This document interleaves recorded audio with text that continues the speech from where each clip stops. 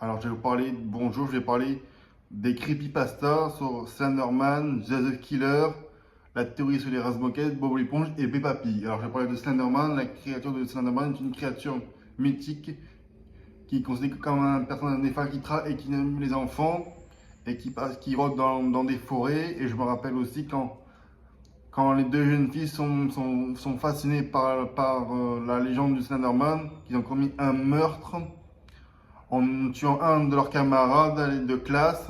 Et après, la jeune fille elle a dû appeler de l'aide, qui s'est fait victime, tandis que les deux jeunes filles sont fait porter plainte par le commissariat. Et c'est là qu'ils sont convoqués au tribunal, puis ils sont convoqués après dans une année psychiatrique. On va faire soigner parce qu'ils ont des problèmes psychologiques, ces deux jeunes filles. Et que voilà.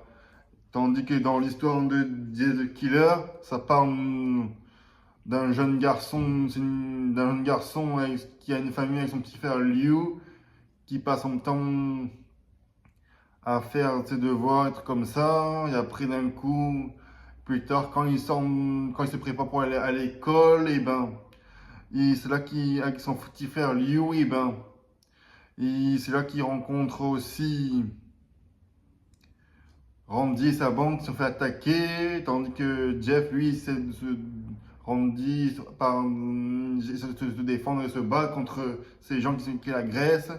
Et après, plus tard, après cette bagarre atroce, et ben, quand ils sont allés à l'école, et ben, quand une fois le lendemain, ils sont rentrés chez eux après ce soir, le lendemain, et ben, la police qui était venue chez la famille de Jeff, et ben, qu'ils ont enquêté sur eux, qu'ils ont dit sur eux, et ben voilà.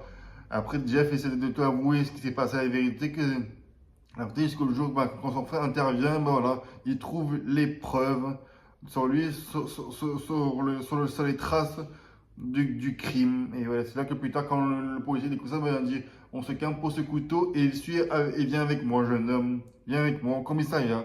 Et après, il se plaint, ben voilà, quand Liu est parti au commissariat entre le policier et le monsieur, et ben Jeff se sent tout seul jusqu'au jour, et ben, quand Jeff apprend que Randy essaie de l'attaquer une deuxième fois, et ben, c'est là que plus tard, et ben voilà, Randy va essayer de tenter de les faire du mal avec un couteau. Et jusqu'au jour, quand Jeff se bat, et ben, Randy il dit à Jeff défends-toi, Jeff, défends-toi. Et jusqu'au jour, et ben, quand Jeff il se sent très. Et jusqu'au jour, et ben, voilà, il devient un psychopathe dangereux, un malade mental après. Après cette provocation, et ben voilà, Jeff devient dangereux.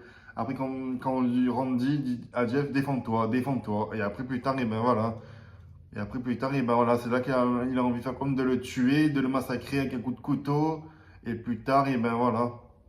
Jusqu'au jour, et ben cette grosse bagarre, il s'est pris aussi à d'autres. Après, jusqu'au jour, et ben après, quand il a reçu du gaz et de sang en plein sur le visage, et ben voilà. C'est là que plus tard, et ben, quand le gars il se met à ricaner en disant que plus tard, comme ça, et ben, quand état de nuire, et ben, voilà, il a réussi à leur envoyer du feu en plein sur Jeff, et voilà, parce qu'il était couvert de cendres et de gaz sur le visage. Et puis, jour, et ben, après ça, ben, voilà, il a reçu ça, ben, voilà. Il s'est fait brûler vif en courant partout dans la rue, sur les escaliers. Et plus tard, le lendemain, après quand il était inconscient, ben voilà, il s'est réveillé à l'hôpital. C'est là que sa mère et son petit Valou étaient là pour le rendre visite et le voir. Et après ça, ben voilà, c'est là que quand Jeff apprend, quand il regarde lui-même dans un miroir, et ben c'est là que Jeff, son visage a dû bien changer et différent. Jusqu'au jour, et ben voilà, c'est là que plus tard, et ben voilà, une fois que Jeff est rentré chez lui, et ben voilà, c'est là que plus tard, et ben voilà, il est devenu après, voilà. Il passe un temps, avant de rentrer chez lui, il ricane en rigolant avec un rire psychopathe. Et après, plus tard, quand il rentre chez lui, ben voilà. Quand sa mère découvre que son fils, il a son visage, et ben voilà, c'est là qu'on voit Jeff the Killer est né. La légende de Jeff the Killer est née. On voit des yeux sombres et un large sourire, que voilà, parce qu'en fait, il voulait son visage dans un miroir, et ben voilà. Et plus tard, et ben voilà, quand sa mère, ils sont terrorisés, et ben voilà, il appelle son mari que voilà, appelle les secours, et comme ça, après d'un coup, Jess s'en prend à sa mère et à son père en les attaquant violemment, coup de couteau, et après d'un coup, il va essayer de voir aussi son petit frère Liu, en disant Liu que n'inquiète pas, mon petit Liu, plus personne ne nous va faire du mal, et voilà. Et après, c'est la fin. Mhm.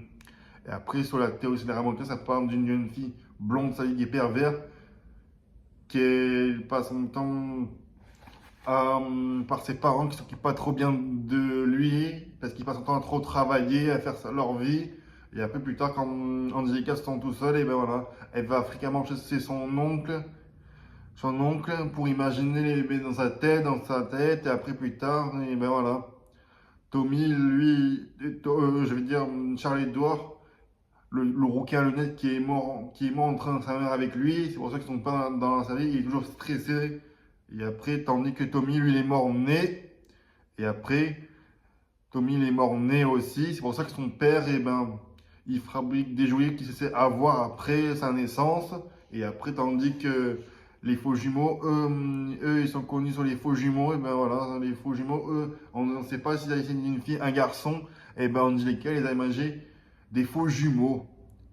Les filles et garçons, elle a imaginé comme ça, en créant des faux jumeaux, elle a créé. Et après, plus tard, et ben voilà. Et après, plus tard, quand Angelica, dans la série Rasputin, quand Angelica qui est en train de se droguer, qui est accro à la drogue et l'héroïne, et ben, elle fait exactement pareil comme dans le passé. Elle se met à imaginer les bébés et les grands, ses grands amis et ses bébés dans sa tête, et ben voilà, dans sa tête, pour se sentir mieux. Elle fait revivre, toujours quand même, et ben voilà. Et plus tard, et ben voilà. Et après, jusqu'à 12, et ben, elle est morte d'une overdose de crack après son décès, quoi. Et voilà. Et après, plus tard, et ben voilà.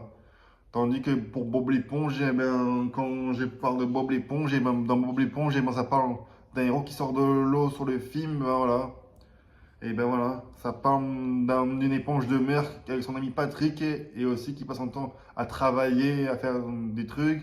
Il est cuisinier, tandis que Monsieur Carlo, lui, le voisin, il s'occupe des clients, tandis que Capitaine Crab, lui, il est le patron. Et dans la théorie sur le creepypasta sur Bob l'éponge, et ben voilà.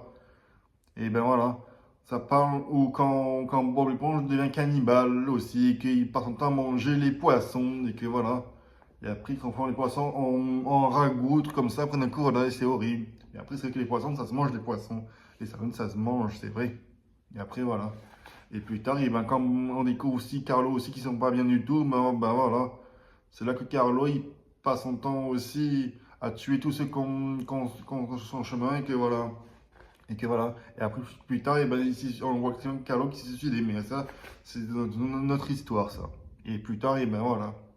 Et après, il y a d'autres aussi, parfois aussi, quand le but, il faut trouver les clés comme ça dans le jeu de trucs, et ben, il faut trouver les trucs dans Black Room, et ben voilà, il faut trouver, c'est là que Bob l'éponge, après, quand Bob l'éponge essaie de trouver aussi Plankton, le méchant, et ben voilà, l'ennemi juré de Capitaine Crème, ben voilà, plus tard, et ben voilà, on a perçu, après quand Bob l'éponge a vécu sur le Black Room, ben, c'est là que Bob l'éponge est devenu fou, qui a attaqué violemment son patron, et voilà.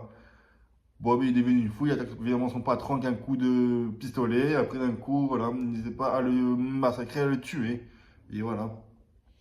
Et voilà. Ça, c'est ça l'histoire d'horreur de Creepypasta.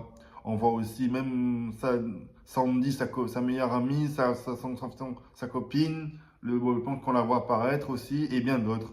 Et voilà. Et aussi, voilà. Et voilà. Maintenant, je vais parler aussi de Peppa Pig. Dans Peppa Pig, ça parle de la famille des cochons, qu'on voit l'enfant pig, la fille cochon, le garçon cochon, c'est le petit frère, tandis que les parents, c'est papa pig et maman pig, qu'on les appelle. Et aussi dans le creepypasta, il paraît que papa cochon, elle a tué papa cochon et papa pig, et ben il a tué sa propre famille. Et après, plus tard, et ben voilà. C'est là que quand le papa il tue son épouse, il a tué aussi son fils, puis sa fille au final. Parce qu'en fait, il veut faire des chevilles avec bacon. Des bacon, c'est délicieux les bacon. Délicieux. Et plus tard, et ben voilà. Après ce drame, quand le papa a tué sa propre famille, ben, il mérite d'aller où? D'aller en enfer. Mais pas un seul démon qui va venir me chercher. Ce sera tous les démons qui seront là pour lui. Et voilà. Il a bien regretté de sa vie, que voilà. On commande des crimes et aussi du mal qu'il a fait à sa famille.